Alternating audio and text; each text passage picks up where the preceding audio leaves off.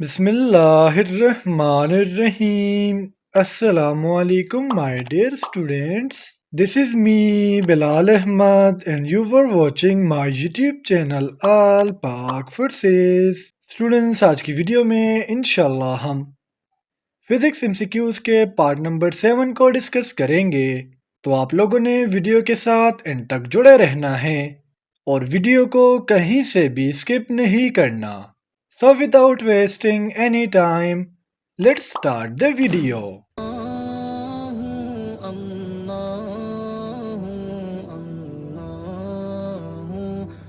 हमारा first MCQs है the unit of work is same as the unit of blank.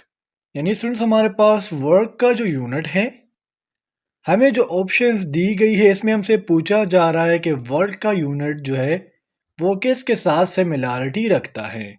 तो हमारा जो करेक्ट ऑप्शन है वो है option B, mean energy. Students work का यूनिट भी हमारे पास है जाउल और एनर्जी का जो यूनिट है वो भी हमारे पास है जाउल। और ये जो क्वेश्चन है ये आप अपने एग्जाम्स के लिए स्टार मार्क कर लेना। अब हम ये समझने की कोशिश करते हैं कि 1 जाउल हमारे पास कितने न्यूटन के बराबर होता है। तो 1 जाउल हमारे पास 1 न्यूटन के बराबर होता है और अगर हम 1 न्यूटन की बात करें तो 1 न्यूटन हमारे पास 10 डाइन्स के बराबर होता है। क्वेश्चन नंबर 2 है हमारा blank is sensitive instrument which represents the presence of current. Sides पर हमें सिर्फ 3 इंस्ट्रूमेंट्स के नाम दिए गए हैं और हमसे पूछा जा रहा है कि इसमें ऐसा कौन सा इंस्ट्रूमेंट है जिसके जरिए हमें ये पता लगाते हैं कि इस वायर में हमारे पास करंट है या नहीं है। तो हमारा जो करेक्ट ऑप्शन है वो है option C, mean galvanometer. Students galvanometer हमारे पास एक ऐसा इंस्ट्रूमेंट है जिसके जरिए हम करंट के इंटेंसिटी और साथ साथ डायरेक्शन को भी फाइंड कर सकते हैं।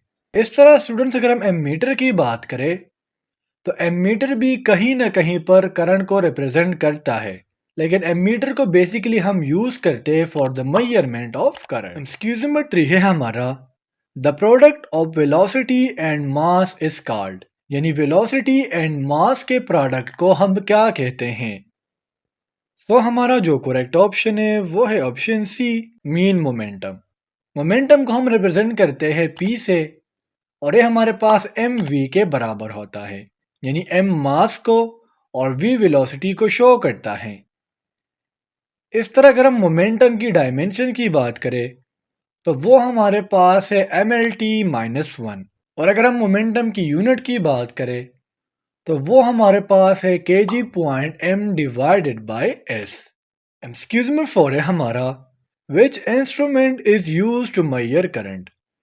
एमसीक्यूज नंबर 2 में मैं आप लोगों को ऑलरेडी बता चुका हूं, अगर आपने इंटेंसिटी, डायरेक्शन और इस तरह करंट के प्रेजेंस को मेजर करना है, करंट के प्रेजेंस को मालूम करना है तो आप गैल्वानोमीटर को यूज करते हो।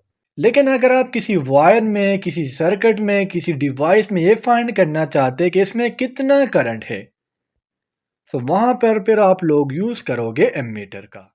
एक्सक्यूज नंबर 5 है हमारा the wave in which the particle vibrates as a wave are called. First of all तो स्टूडेंट्स वेव होता क्या है। वेव हमारे पास स्टूडेंट्स एक मीडियम में एक ऐसा डिस्टर्बेंस है, मीडियम में एक ऐसा डिस्टर्बेंस जो एनर्जी को कैरी करे लेकिन उसमें पार्टिकल की मूवमेंट नहीं होगी। एक दफा फिर बता दूं, मीडियम में हमारे पास एक ऐसा डिस्टर्बेंस जो एनर्जी को कैरी करे लेकिन उसके पार्टिकल में मूवमेंट नहीं होगी तो ऐसे हम वेव का नाम देते हैं। और वो वेव जिसमें हमारे पास particle as a wave vibrate करते हैं उसे हम नाम देते हैं ट्रांसवर्स वेव का। अब चूंकि वेव की बात हो रही है तो हम वेव्स की थोड़ी सी टाइप्स भी जान लेते हैं। वेव्स हमारे पास transverse waves, longitudinal waves, mechanical waves, matter waves और इस तरह इलेक्ट्रोमैग्नेटिक भी हो सकते हैं। क्वेश्चन नंबर 6 है हमारा the effect of a magnet can be destroyed through. Students अगर आपने फिजिक्स का टेस्ट देखा हो जो 30 जनवरी 2024 को एक पेपर हुआ था, उसमें भी ये क्वेश्चन आया हुआ था कि अगर हमारे पास एक मैग्नेट है तो हम इसके इफेक्ट को कैसे ख़त्म कर सकते हैं। मैग्नेट का इफेक्ट क्या होता है, दूसरे मैग्नेट को या लोहे को अपनी तरफ खींचना। तो ये हमारे पास डन होता है with the help of heating and hammering. अगर आप मैग्नेट को हद से ज़्यादा टेम्परेचर दोगे या उसको आप तोड़ोगे छोटे छोटे पीस में, तो उससे हमारे पास जो मैग्नेट का इफेक्ट होता है खींचने वाला, अट्रैक्शन वाला, वो खत्म हो जाता है। एक्सक्यूज नंबर 7 है हमारा, the force of fraction is directly proportional to blank. First of all, the force of fraction होता क्या है? फोर्स ऑफ फ्रैक्शन हमारे पास एक ऐसा फोर्स है जो किसी दूसरे बॉडी की फोर्स को रेसिस्ट करे। जिस तरह आप इस डायग्राम में देख सकते हो, एक बंदा जो है वो एक ब्लॉक को खींच रहा है।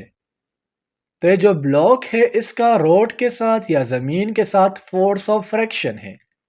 ऐसे हम रगड़ की कुव्वत भी कहते हैं, यानी एक ऐसा फोर्स जो दो मैटर के दरमियान मोशन को रेजिस्ट करे, उसे हम फोर्स ऑफ फ्रैक्शन कहते हैं। और ये हमारे पास डायरेक्टली प्रोपोर्शनल होता है टू इट्स कोएफिशिएंट।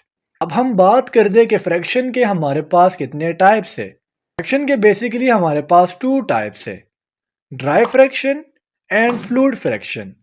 फिर ड्राई फ्रैक्शन में हमारे पास अपने टाइप से, जिस तरह static fraction, kinetic fraction, rotating fraction और इस तरह स्लाइडिंग फ्रैक्शन।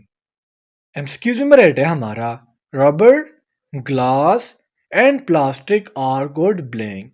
तो स्टूडेंट्स, रबर जो हो गया, ग्लास हो गया और प्लास्टिक हो गया, ये सारे हमारे पास गुड इंसुलेटर्स है। अगर आपने कभी वायर्स को भी देखा हो तो उसमें भी स्टूडेंट्स हमारे पास बीच में तांबा लगा होगा और इसके इर्द गिर्द या तो हमारे पास प्लास्टिक की कोटिंग होती है या रबड़ की या इस तरह ग्लास की। अब जहन में ये क्वेश्चन अराइज होता है कि सर इंसुलेटर होता क्या है? इंसुलेटर हमारे पास ऐसे मटेरियल्स होते हैं जो करंट को रेजिस्ट करे। ऐसे मटेरियल जिससे करंट पास ना हो उसे हम इंसुलेटर का नाम देते हैं। इस तरह अगर हम कंडक्टर्स की बात करें तो सुन, कंडक्टर्स हमारे पास ऐसे मटेरियल्स है जिसमें करंट इजीली पास हो सके। सेमीकंडक्टर्स की अगर हम बात करें तो ऐसे हमारे पास सर्किट्स या ऐसे मटेरियल जो करंट के फ्लो को कंट्रोल कर सकते हो। एक्सक्यूज नंबर 9 है हमारा, one of the example of sound waves is. Sound waves का एक एग्जाम्पल क्या है? सो हमारा जो करेक्ट ऑप्शन है वो है option D, mean radio waves. और साउंड वेव्स हमारे पास एक लॉन्गिट्यूडनल वेव है जो हमारे पास बराबर होता है, अगर हम इसकी फोर्स की बात करते हैं, हमारे पास 1/t के बराबर हैं। एक्सक्यूज नंबर 10 है हमारा, the sum of all applied torque is zero, it is blank law of Newton. Torque होता क्या है? किसी भी बॉडी के रोटेटिंग इफेक्ट को हम टॉर्क कहते हैं और तमाम टॉर्क का जो इफेक्ट है वो ज़ीरो होगा। ये न्यूटन का थर्ड लॉ हमें कहता है, जबकि बाज़ लोग ये कह रहे हैं कि हमारे पास थर्ड लॉ ऑफ इक्विलिब्रियम है, लेकिन बेसिकली ये हमारे पास थर्ड लॉ ऑफ न्यूटन है। एक्सक्यूज नंबर 11 है हमारा, an equation is equal to mc square c represent. ये बेसिकली हमारे पास अल्बर्ट आइंस्टाइन का एक बहुत ही इंपॉर्टेंट इक्वेशन है जिसे हम थ्योरी ऑफ स्पेशल रिलेटिविटी भी कहते हैं, जिसमें E एनर्जी, M मैस और C स्पीड ऑफ लाइट को रिप्रेजेंट करता है। तो हमारा जो करेक्ट ऑप्शन है वो है ऑप्शन डी। ये वेलोसिटी नहीं है, ये बेसिकली स्पीड ऑफ लाइट है, यानी जो C है ये mc स्क्वेयर में स्पीड ऑफ लाइट को शो करता है। एक्सक्यूज नंबर 12 है हमारा, the sum of neutrons and protons in nucleus is called. Students, जब भी आप किसी एटम को उठाओगे तो उसमें हमारे पास होते हैं ऑर्बिट्स और न्यूक्लियस। ऑर्बिट्स हमारे पास ऐसे पेज से ऐसे रास्ते हैं जहां पर इलेक्ट्रॉन अपने मूवमेंट को करते हैं, और एक होता है न्यूक्लियस। न्यूक्लियस में हमारे पास न्यूट्रॉन, प्रोटॉन्स और पॉजिट्रॉन्स होते हैं। जब भी किसी न्यूक्लियस में हम न्यूट्रॉन्स और प्रोटॉन्स को ऐड करते हैं तो इसे हम नाम देते हैं मैस नंबर का, या आप इसे मास नंबर भी कह सकते हो, और इसे हम रिप्रेजेंट करते हैं ऐसे। इस तरह से हमारे पास किसी भी एटम में हमारे पास नंबर ऑफ इलेक्ट्रॉन्स को हम एटॉमिक नंबर कहते हैं और उसे हम रिप्रेजेंट करते हैं Z से। एक्सक्यूज नंबर 13 है हमारा, the unit of pressure is. Pressure का यूनिट क्या है? सो हमारा जो करेक्ट ऑप्शन है वो है ऑप्शन डी, मीन पास्कल। और प्रेशर की हमारे पास जो डेफिनेशन है वो है force per unit area. Excuse number 14 है हमारा, मोमेंटम डिपेंड्स अपॉन, मोमेंटम किस चीज़ पर डिपेंड करता है? सो हमारा जो करेक्ट ऑप्शन है वो है option D, mean both B and C. Mass और वेलोसिटी दोनों पर मोमेंटम डिपेंड करता है।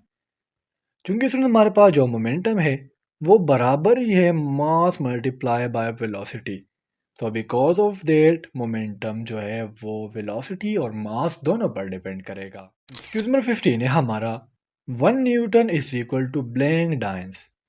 1 न्यूटन स्टूडेंट्स हमारे पास बराबर होता है 10 डायंस का, या आप लिख सकते हो 1 न्यूटन हमारे पास बराबर होता है 1 kg divided by S square, या 1 kg dot m divided by S square. तो स्टूडेंट्स ये थे आज के हमारे फिजिक्स के एमसीक्यूज। उम्मीद करता हूँ आपको तमाम एमसीक्यूज क्लियर हुए होंगे, और अगर फिर भी आप लोगों को कोई भी कन्फ्यूजन हो, कोई भी डाउट हो, तो आप लोग मुझसे कमेंट सेक्शन में पूछ सकते हो। इंशाल्लाह अगले वीडियो में मिलते हैं, तब तक के लिए मुझे इजाज़त दीजिए। मुझे अपने दुआओं में याद रखिए। अल्लाह हाफिज़।